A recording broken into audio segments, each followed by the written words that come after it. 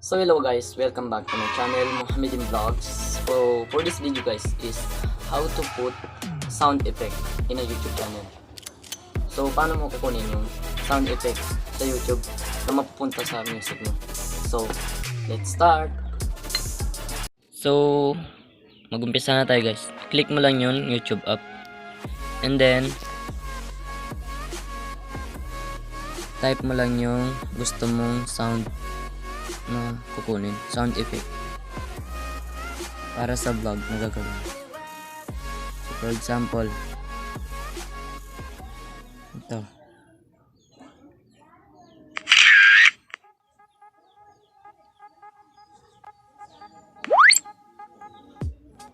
Kita mo yung arrow guys sa taas, click mo lang yan, tapos copy mo yung link, back ka naman, punta ka sa Chrome or Google,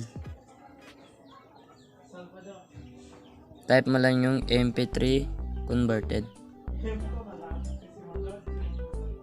then hanapin mo lang yung ganitong arrow guys,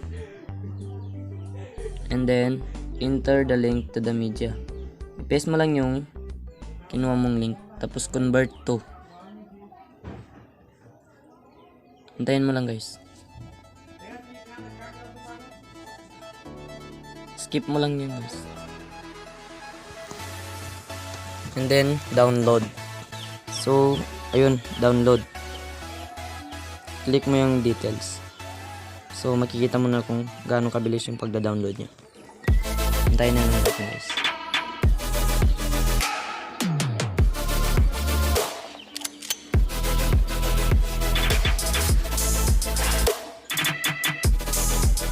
Dapat guys marunong ka maghintay. Gaya ng paghihintay mo sa iyo. So ayun guys. Tapos ganun lang kadali. Makikita mo na yung dun sa music mo. So ayun sa taas. So ayun guys, ganun lang kadali. Sana may natutunan kayo guys. And thank you po.